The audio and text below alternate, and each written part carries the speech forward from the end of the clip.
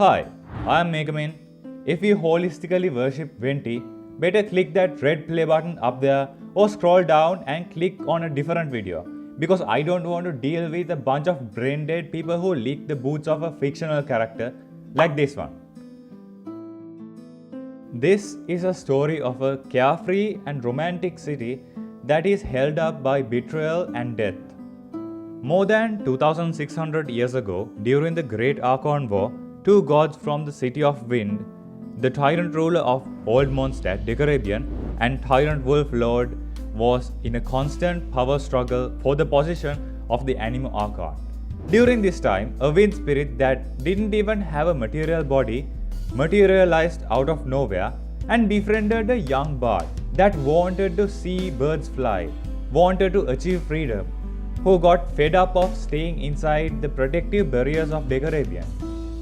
Within a few years, the wind spirit, with the help of his bard friend, riled up the oppressed people of the old Mondstadt, including Decorabian's own lover, to overthrow the tyrant ruler and attain freedom. In the end, with the sacrifice of a lot of people, including the young bard and Amos themselves, the rebellion was successful. The tyrant god of storms was defeated and the people were freed. After the fall of Decorabian, only Andreas was left as a god who could be granted the Anemognosis. But since he was the one who made the snowstorm in Mondstadt that shed blood of so many humans for a long time, and the Gnosis required the user to have compassion towards humans, he gave up on his life and let his power seep into the infertile land he created by the snowstorm to let it be fertile again. After all the competitors had been knocked out, the Gnosis that should have been belonged to Andreas was given to the wind spirit. After receiving the Gnosis and being crowned as the victor by a Gunhilda clan ancestor, the wind spirit Venti was named Barbados the Anemo Archon, or God of Freedom. As his first move, he took on the body of the nameless bard and Amos's bow to respect them. Then used his newfound power to wipe away the snow from the entire nation. After that, he selected 4 winds to protect Mondstadt and went to Celestia and will not return until another 1600 years have passed. 2000 years ago from the current day, the Archon War ended with only 7 victors remaining on each region. 1000 years ago from the current day, during the late aristocratic period of Mondstadt. This was a time of darkness. During the parent generation of Venessa and Parsifal, the Mondstadt aristocracy started falling into tyrannical rule under the Lawrence clan. During Eberhard's time, it sunk into its deepest depths. They started taking slaves from refugees from other nations and treated commoners like dirt. During this time, after 1600 years of inactivity, Barbados came down to Mondstadt again.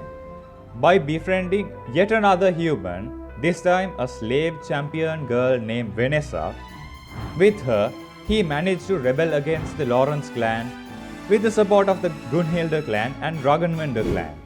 They managed to overthrow the Lawrence clan and banish them from the city gates to the far border of the Mondstadt region.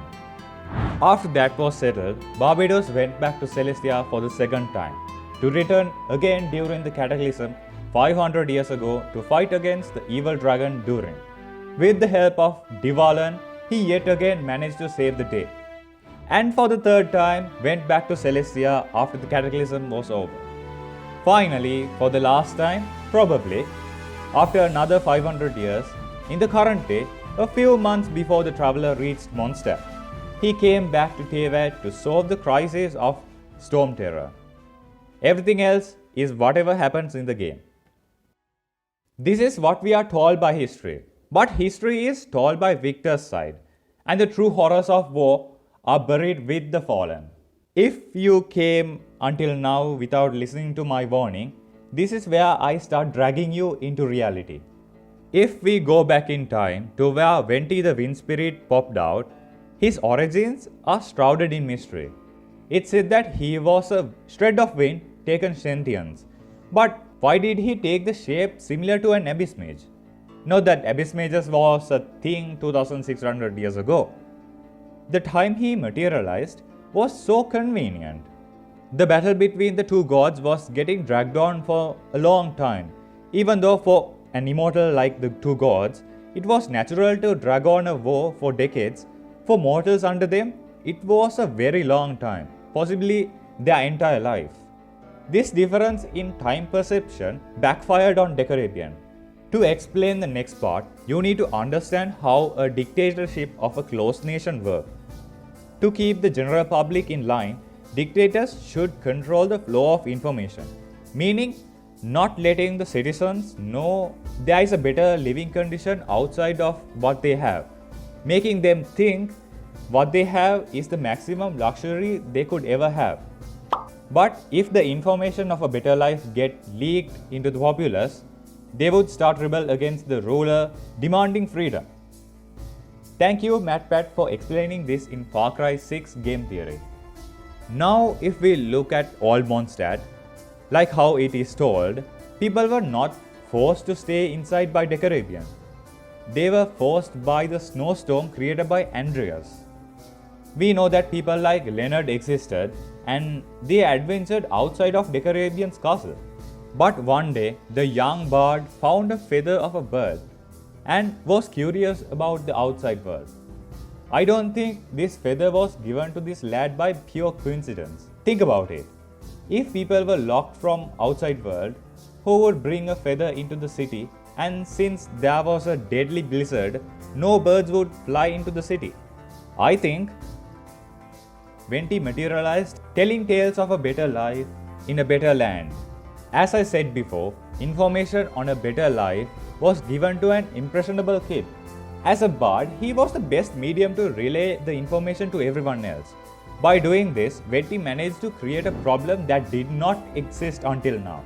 There was no sign of rebellion or anything within the city walls until Venti came into being. Is it just coincidence? I think not. Gunhilda clan left the city as an retaliation effort, meaning Decarabian allowed the entire clan to leave the city. But what did they meet outside the city? Harsh winter. But it is said that after some time, they met a wind spirit who shared his powers with the leader of the clan to survive the cold. Well, let's say that this wind spirit was Venti. But if they did not leave in the first place, would they have gone through that winter at all? Even in the Amos's case, the information given is extremely vague and contradictory at some point. It is said that she fell in love with Decarabian, but in some places, it's said that the relationship was mutual, but in some places, it's one-sided on Amos's side. If she was following Decarabian blindly for such a long time, what made her switch parties? If the opposite argument is made by saying both loved each other, why would these two kill each other, as said in Amos Bo's description? It is possible that someone else killed Decarabian first, then to cover up the track, killed both Amos and the nameless bard, disguised as Decarabian. But since we have no such info, I would not go that far. Even after everything is said and done about being an Archon, the Gunhilda clan leader got into an argument with Barbatos for unknown reasons. Maybe it's to say him not to leave to Celestia, or something others are not supposed to know. But again, for unknown reasons, overshadowed by letting people have their freedom, he goes back to Celestia. The whole Decarabian situation is similar to Raiden's misunderstanding.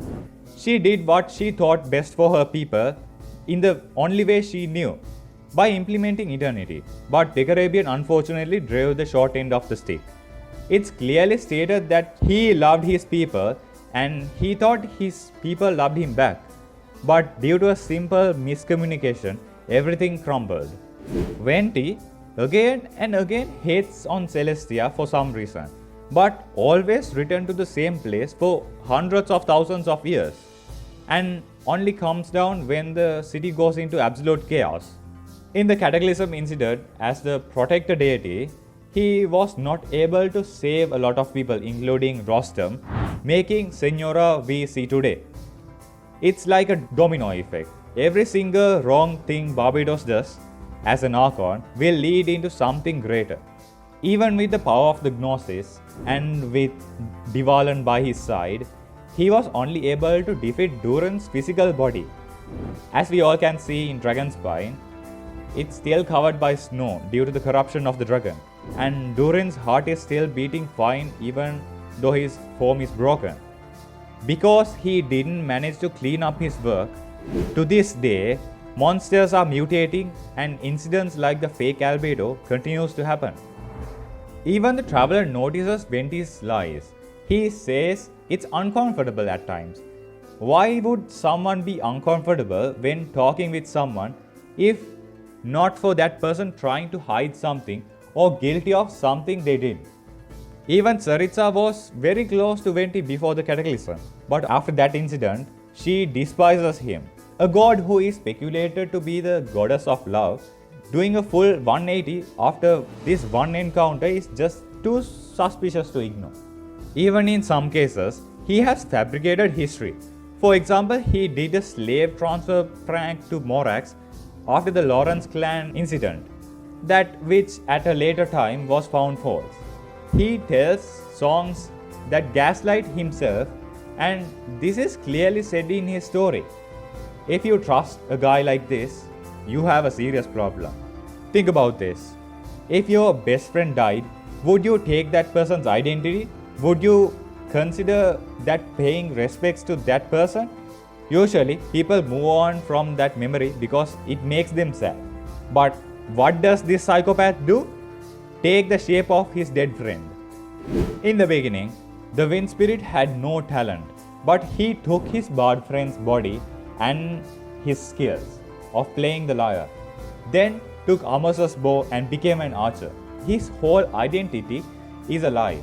The Ashgoesha demon counterpart of Barbados is an earl and a duke of hell and an archer with 4 demon kings controlling his demon legion. It's like Venti is trying to impersonate this Barbados. Took Amos's bow to become an archer, appointed 4 winds to impersonate the 4 kings. Not even Morax tries to become like his Ashgoesha counterpart, who teaches astrology. Now let's see why Venti is considered the weakest Archon. Yes, he managed to blow away the snow in the entire region of Mondstadt, but a feat like that is second nature to a god who actually fought in the war, like Raiden and Zhongli. Drill this into your head. They do this crazy stuff without a gnosis. Raiden maintains a thunderstorm in a perfect ring around Inazuma 24/7 without even thinking about it. And Zhongli made entire islands with just minimum effort. Just because they don't do flashy moves now doesn't make them weak. They are just bored out of their mind having nothing to do. Even in the battle against Durin, Barbados was accompanied by Divalan who took the heaviest hits. And there was an entire team comprised of Mondstadt's best, as the swordsman was Roster.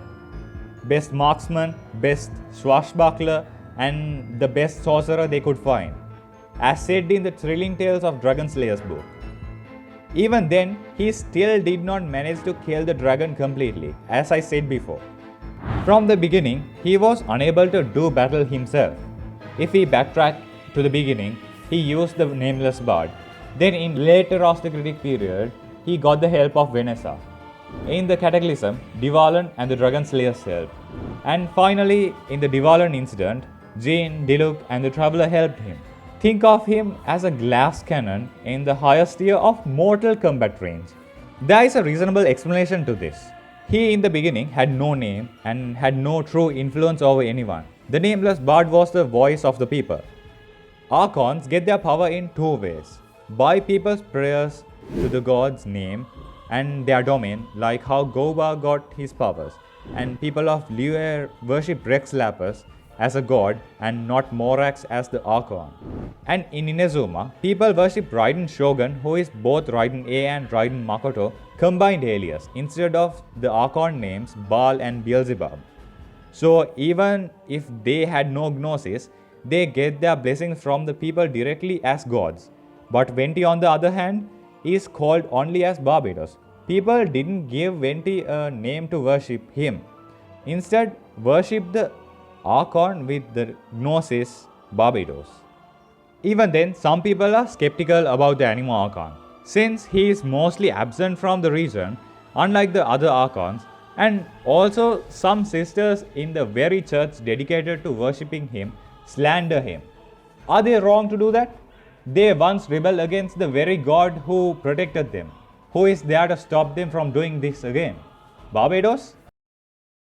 You see, he messed up the moment he was crowned the Anemo Archon.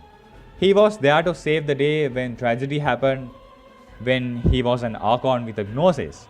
But now, with no power, what is going to happen to a city that relied on its deity 3 times to save them? Well, let's say Albedo reveals his true self. Will the traveler be there in time? Or will the humans prevail but realize the truth about their god? Or will tragedy fall on an unprotected nation? Who knows? Let's keep playing and find out. But at the end of the day, I got to hand it to Mihoyo for making such an interesting character. A character that is cheerful and free spirited on the outside, but mysterious on the inside. This kind of dynamic is much more interesting than just a random happy go lucky everyday dude. That is the end of my observations. Maybe I am just overthinking stuff and overcomplicating everything. But hey, this is just a theory inside a random dude's head on the internet. Smash like if you enjoyed the ride, comment down your thoughts about the scammer, and don't forget to hit that subscribe button. As always, thanks for watching, and until next time, let your imagination run wild.